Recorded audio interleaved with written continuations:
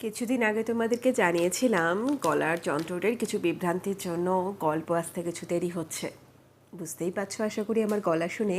এখনও গলা কিন্তু পুরোপুরি ঠিক হয়নি। জানি না কতটা ভালো করে আজকের এই উপস্থাপনা তোমাদের সামনে প্রতিষ্ঠিত করতে পারবো। তাই জন্য ছোট্ট একটা হাসির গল্প নিয়েই উপস্থিত হয়েছি আজকে। চলো, অনেক দিন বাকি গেছে তো, অনেক দিন তোমাদেরকে গল্প শোনাতে পারিনি, দেখি আজ একটুখানি হাসাতে পারি কিনা। আজকে তোমাদেরকে শোনাবো প্রফুল্ল রায়ের লেখা চোর যখন গোয়েন্দা হলো। হ্যাঁ, আজকের গল্পের নাম চোর যখন গোয়েন্দা হলো। চলো শুরু করি গল্পটা। 50 বছর আগে ইংরেজরা তখনও আমাদের বুকের ওপর বসে এদেশে রাজত্ব চালাচ্ছে। এটা সেই সময়ের গল্প। কলকাতা থেকে 2-250 মাইল দূরে ঢাকা জেলার এক গ্রামে ছিল আমার মামা বাড়ি। গ্রামটার নাম বাজিতপুর। আমার ছেলেবেলার বেশ কটা বছর সেখানে কেটেছে। বাজিতপুর আর তার চারপাশের আরও 22খানা গ্রাম নিয়েছিল একটি মাত্র থানা। থানাটা ছিল ওই বাজিপুরেই। সেবার আমাদের থানায় মাখন দারোগা বদলি হয়ে এলো। গোলগাল, ভালো মানুষ চেহারা, মাথায় অল্প টাক, বয়স 50 পেরিয়েছে। তার সারা গা তাবিজ কবজে বোঝাই। 2 হাতের 8 আঙুলে পলা, গোমেদ, মুক্ত ইত্যাদি নানা রকমের পাথর বসানো আংটি। থানার একতলায় লাল রঙের বাড়িটার সামনে ছিল পেল্লায় মাঠ। বাজিতপুরে এসেই ঢেরা দিয়ে সবগুলো গাঁয়ের লোকজন সেখানে জড়ো করে ফেলল মাখন দারোগা। বলল, আমি জানি এই এলাকায় যারা থাকেন তারা সবাই ভদ্রলোক। তাই বলে 2-4টে চোর, ডাকাত, ঠক, জোচ্চোর কি আর নেই? নিশ্চয়ই আছে। তাদের কাছে আমার নিবেদন, সোনামানিকেরা, আমাকে এই বয়সে কষ্ট দিও না। আমার হাঁটুতে, কাঁধে, মাজায়, মানে প্রায় সব অঙ্গেই বাত। সে যে কি যন্ত্রণা বলে বোঝাতে পারবো না। দৌড়ঝাঁপ করতে পারি না, আর মোটে কবছর চাকরি আছে। তোমরা যদি ঝঞ্ঝাট করো, চাকরিটা নির্ঘাত খোয়াতে হবে। ছেলেপুলে নিয়ে পথে বসবো। তোমরা যদি আজকের মিটিংয়ে এসে থাকো, কথা দাও আমার শেষ বয়সটা শান্তিতে কাটাতে দেবে। ভিড়ের ভেতর যুধিষ্ঠির আর তার দলবল ছিল। যুধিষ্ঠির হলো এই অঞ্চলের চোর। তার হাতের কাজ অতি সূক্ষ্ম। অন্যের মালপত্র যখন নেয় সরায় কেউ টেট্টি পায় না। তার লাইনের আর যার কাছে তারাই সাগরেদ মাত্র। আসলে যুধিষ্ঠির হলো এখানকার চোরদের রাজ চক্রবর্তী। যুধিষ্ঠির তার 7 অ্যাপ্রেন্টিস নিয়ে উঠে দাঁড়ায়। তার বয়স 40-42। বোতলের মতো লম্বা মুখ, ঢ্যাঙা, বেজায় কালো, চোখ দুটো গোল গোল, উঁচু কপাল, মাথার মাঝখান দিয়ে সিথি, হারমোনিয়ামের রিডের মতো বড় বড় দাঁত। পরনে নীল পাজামা আর লাল ফুল শার্ট। হাত জোর করে মাথা হেলিয়ে হাসি হাসি মুখে যুধিষ্ঠির বলে, আমি কথা দিলাম স্যার, আপনার থানায় আজ থেকে অশান্তি বন্ধ। মাখন দারোগা বেশ অবাক হয়ে গিয়েছিল। বলে, তুমি কে?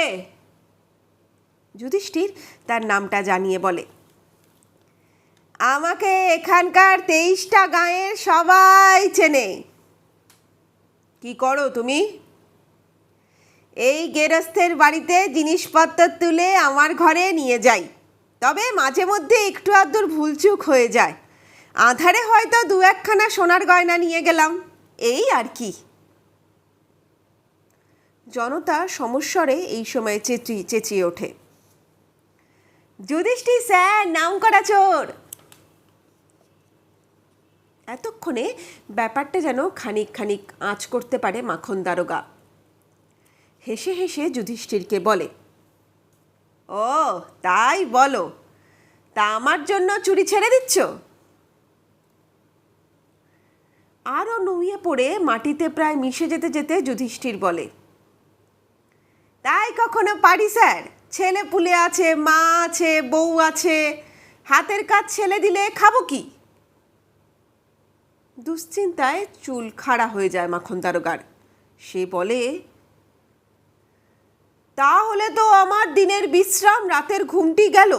এখানে এসে কি বিপদে পড়লাম রে বাবা। তাকে ভরসা দিয়ে যুধিষ্ঠির বলে, আহা, অত ঘাবড়ে যাচ্ছেন কেন স্যার? আপনাকে তো কথা দিয়েছি, আপনার এলাকায় একটা ঘটিও চুরি হবে না। পিট করে যুধিষ্ঠিরকে লক্ষ্য করতে করতে মাখন দারোগা বলে, তবে কি অন্যের এলাকায় গিয়ে? নাক মুখ কুচকে দুকানে হাত দিয়ে যুধিষ্ঠির বলে, ছি ছি ছি, পুলিশের দারোগার সামনে কথা কি মুখে আনতে পারি? আপনিও শুনবেন না স্যার। অন্যের এলাকায় কোথায় কি হচ্ছে তা নিয়ে আপনার মাথা ঘামিয়ে লাভটা কি? ঠিকই তো, যেখানে ঝামেলা হবে সেখানকার লোকজন বুঝবে, আমার তাতে কি? আপনি নিশ্চিন্তে থাকুন স্যার, আপনার কোনো অশান্তি হবে না। বাঁচালে। বলতে বলতে আবার উদ্বিগ্ন হয়ে পড়ে মাখন দারোগা। কিন্তু যুধিষ্ঠির জিজ্ঞাসা করে, কি? চুরি চামারি না হয় তোমরা বন্ধ রাখলে, কিন্তু ডাকাতি তো হতে পারে। আপনার বরাতটা খুব ভালো স্যার। আমাদের এই 23খানা গাঁয়ে একটাও ডাকাত নেই। আমার কথা বিশ্বাস না হলে এই বাবু মশাইদের জিজ্ঞাসা করুন, বলে ভিড়ের দিকে আঙুল বাড়িয়ে দেয় যুধিষ্ঠির। জনতা জানিয়ে দেয় যুধিষ্ঠির যা বলছে তার একটি শব্দ মিথ্যে নয়। মাখন দারোগা বলে, তারপরেও একটা কথা থেকে যাচ্ছে। যুধিষ্ঠির জিজ্ঞাসা করে, কি সেটা? তোমরা কেউ কিছু করলে না, কিন্তু বাইরে থেকে উটকো কেউ এসে তো ঝামেলা পাকাতে পারে। তা পারে। তখন? একটু চিন্তা করে যুধিষ্ঠির বলে, আপনি যখন আমার ওপর এত নির্ভর করছেন, তখন আপনার দিকটা তো দেখতে হবে। কেউ অশান্তি করতে এলে আমার দলবল আর আমি তাকে ছাড়ব না। পাকা কথা তো? নিশ্চয়। মরদ কা বাত, হাতি কা দাঁত। মাখন দারোগা বাজিতপুরে আসার পর 6 মাস কেটে গেল। যুধিষ্ঠির কথা রেখেছিল, এই এলাকার কোনো গেরস্থের বাড়ি থেকে একটা কুটুও চুরি যায়নি। মাখন দারোগা এবং তার কনস্টেবলেরা পরম আনন্দে দুপুরে আর রাত্রে ঘুমিয়ে কাটিয়ে দিল। কিন্তু একটানা শান্তি বলে কিছু নেই। ঠিক 6 মাস বাদে 1 সপ্তাহের ভেতর এই অঞ্চলে 4 বাড়িতে ডাকাতি হয়ে গেল। ডাকাতরা 4 গেরস্থ বাড়ির 7 জনকে জখম করেছে। টাকা পয়সা, গয়নাগাটি, বাসন কোসন, জামা কাপড় সব লুটেপুটে নিয়ে গেছে। তার ফলটা হলো এই, মাখন দারোগার প্রাণের সুখ বলে আর কিছু রইল না। খুবই দিশেহারা হয়ে পড়ল সে। বাতের ব্যথাটা 10 গুণ বেড়ে গেল। ডাকাতির মতন এমন বিচ্ছিরি ঘটনা ঘটে যাবার পর কি করা উচিত যখন মাখন দারোগা ভাবছে, সেই সময় যুধিষ্ঠিরের কথা মনে পড়ে গেল। সে কথা দিয়েছিল এই এলাকায় কাউকে ঝঞ্ঝাট পাকাতে দেবে না। তক্ষুনি যুধিষ্ঠিরকে ডাকিয়ে এনে মাখন দারোগা করুণ সুরে বলে, ডাকাতগুলো কি বজ্জাত বল দেখি, মানুষকে এমন বিপদে কেউ ফেলে? আমি এবার গেলাম। যুধিষ্ঠির গলার স্বরে সহানুভূতি মাখিয়ে বলে, অত ভেঙে পড়বেন না স্যার। মাখন দারোগা বলে, ডাকাতি করলি তা আমার এলাকায় কেন বাবা? অন্য জায়গা কি এত বড় বাংলাদেশে আর ছিল না?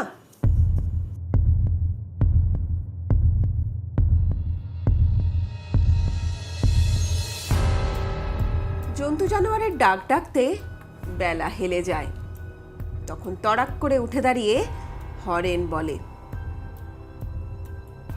আজ আর নয়, এবার আমাকে ফিরতে হবে।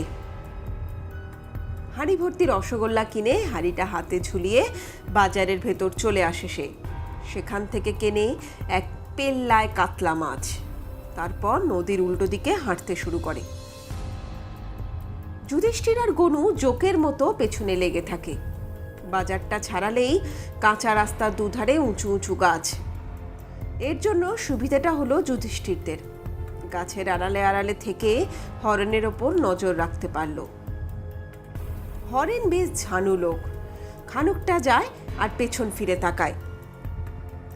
কেউ পিছু নিয়েছে বলে হয়তো তার সন্দেহ হয়েছে, কিন্তু যুধিষ্ঠিররা গাছের পেছনে থাকায় তাদের দেখতে পায় না।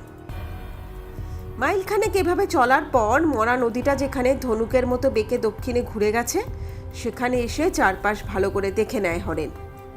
তারপর টুক করে শুকনো নদী পেরিয়ে ওপারের জঙ্গলের দিকে পা বাড়ায়। যুধিষ্ঠির আর গনু একটা ঝাঁকড়া বটগাছের পেছনে দাঁড়িয়ে হরেনকে লক্ষ্য করছিল। তারা বুঝতে পারছিল লোকজনকে ধোঁকা দেওয়ার জন্য বাজারের উল্টো দিক দিয়ে নদী পের হয় না হরেন। 1 মাইল ঘুরে এই নিরালা জায়গায় এসে পার হয়। হরেন জঙ্গলে ঢুকে গেলে যুধিষ্ঠির আর গনু দৌড়ে নদী পেরোলো। চটপট তারাও জঙ্গলের ভেতর চলে আসে। এখানে প্রচুর ঝোপঝাড়, গাছপালাও খুব ঘন। তবে একটা অসুবিধা, নিচে যতদূর চোখ যায় আধ হাত পুরো শুকনো পাতা পড়ে আছে। পা ফেললেই মচমচ আওয়াজ হয়। হরেন বেশি দূর যায়নি। ঝোপঝাড় আর বড় বড় গাছের পেছন থেকে তার ওপর লক্ষ্য রাখতে রাখতে খুব সতর্কভাবে এগোয় যুধিষ্ঠির আর গনু। শুকনো পাতায় নিজের পায়ের শব্দ তো হচ্ছিলই, আরো দুজোড়া পায়ের আওয়াজ কানে আসতে থমকে দাঁড়ায় হরেন। এধারে ওধারে তাকাতে থাকে। সে থামতেই যুধিষ্ঠিররা একটা বড় ঝোপের পেছনে দাঁড়িয়ে পড়ে। হরেন কাউকে দেখতে না পেয়ে বিড়বিড় করে, নিশ্চয়ই শিয়াল কি খরগোশ টরগোশ হবে, এই জঙ্গলে কে আর মরতে আসবে।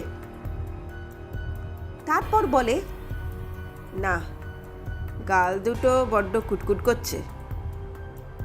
বলতে বলতে এক টানে দাড়িটা খুলে ফেলে, আর তখনই ডান গালের লাল জলুলটা বেরিয়ে পড়ে।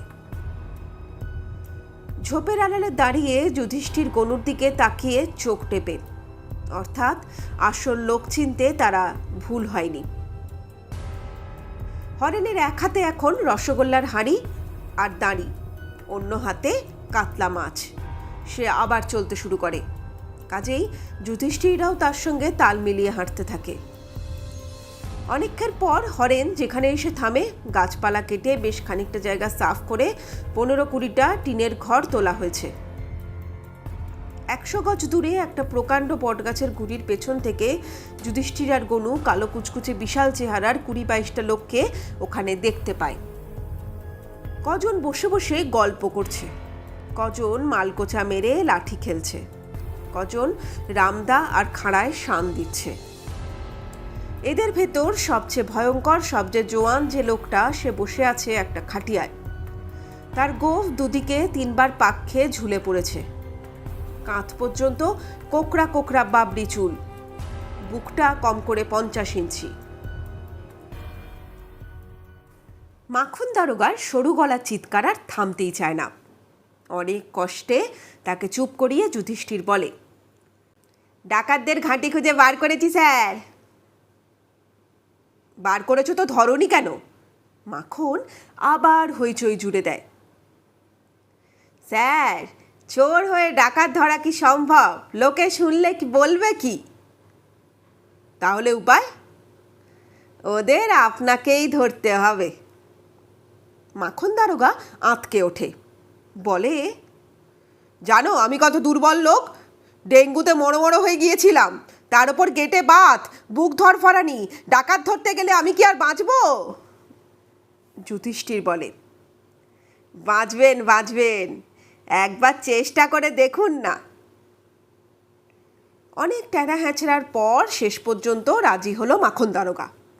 কিভাবে জগা ঘোষের দলটাকে ধরা হবে তার একটা ছক ঘষে দিল যুধিষ্ঠির। বাজিতপুর তো বটেই, চারপাশের যত থানা আছে সব জায়গা থেকে বন্দুকওয়ালা কনস্টেবলদের নিয়ে জঙ্গল ঘেরাও করা হবে। ডাকাতরা যদি ধরা দিতে না চায়, চারদিক থেকে সমানে গুলি চালানো হবে। মাসখানেক পর বাজিতপুর থানার সামনে মস্ত প্যান্ডেল খাটানো হলো। ঢেড়া পিটিয়ে তার আগেই চারপাশের লোকজনকে জানানো হয়েছে। পরের রবিবার যেন সবাই প্যান্ডেলে জড়ো হয়। মাখন দারোগাকে সেখানে পুরস্কার দেওয়া হবে। রবিবার দুপুর থেকে বাজিতপুর তো বটেই, দূর দূর থেকে লোকজন এসে প্যান্ডেল ভরে ফেলল। বিকেলবেলা ঢাকা থেকে এলেন পুলিশের কর্তারা। সবচেয়ে বড় কর্তা অর্থাৎ আইজি হলেন একজন ইংরেজ। তিনি চুটিয়ে মাখন দারোগার প্রশংসা করলেন। এমন সাহসী দায়িত্বশীল দারোগা নাকি আজকাল আর দেখা যায় না। জগা ডাকাতের দলটাকে ধরে সে জাতীয় কর্তব্য পালন করেছে। এই জাতীয় ভালো ভালো কথা বলে মাখনের গলায় ইয়া বড় একখানা সোনার মেডেল ঝুলিয়ে দিলেন। সঙ্গে সঙ্গে হাততালিতে প্যান্ডেল ফেটে পড়তে লাগলো। তার মধ্যেই এক কাণ্ড করে বসলো মাখন দারোগা। প্যান্ডেলের মাঝখানে ভিড়ের ভেতর সাকরেতদের নিয়ে বসেছিল যুধিষ্ঠির। মাখন দারোগা তার হাত ধরে হিড়হিড় করে টানতে টানতে আইজির সামনে নিয়ে এসে দাঁড় করালো। তারপর নিজের গলা থেকে মেডেলটা খুলে তার গলায় পরিয়ে দিল। হাততালি থামিয়ে দর্শকরা ফ্যাল ফ্যাল করে তাকিয়ে থাকে। পুলিশের কর্তারাও কম অবাক হননি। আইজি মাখন দারোগাকে জিজ্ঞেস করলেন, এটা কি হলো? মাখন সমস্ত ব্যাপারটা জানিয়ে বলে, স্যার এবার বলুন, মেডেলটা যুধিষ্ঠিরের পাওয়া উচিত কিনা? আইজি খুব খুশি হয়ে বলেন, নিশ্চয়ই নিশ্চয়ই, বলে আস্তে আস্তে হাততালি দিতে লাগলেন। তার সঙ্গে তাল মিলিয়ে প্যান্ডেলে নতুন করে যে হাততালি শুরু হলো তার সহজে থামল না। বন্ধুরা, তাহলে পরে মাখন দারোগার এই অকপট স্বীকারোক্তি এবং যুধিষ্ঠির চোরের ডাকাত ধরা তোমাদের ঠিক কেমন লাগলো? চোরেরা তো আলটিমেটলি সততা বলে একটা জিনিস আছে নাকি? ভালো লাগলে পরে, হাসলে পরে, আরে হাসো না, মন খুলে হাসো, আগেও তো কতবার বলেছি, হাসলে পরে হার্ট খুব ভালো থাকে। ভালো লাগলে পরে একটা লাইক, কমেন্ট আর শেয়ার কিন্তু অবশ্যই করো। যেরকমভাবে আমি তোমাদের হাসালাম, তোমরাও কিন্তু সেরকমভাবে অন্যের মুখের হাসি এই গল্পের মাধ্যমে অবশ্যই কিন্তু ফুটিয়ে তুলো। সুতরাং শেয়ার করো, শেয়ারিং ইজ কেয়ারিং। আজ তাহলে আমি এখানেই বিদায় নিচ্ছি। আশা করছি আবার তাড়াতাড়ি আরও দারুণ গল্পের সাথে তোমাদের সাথে দারুণভাবে কথাবার্তা বলতে পারবো। চলো আজ তাহলে এখানেই বলছি টাটা, সবাই ভালো থেকো, টাটা।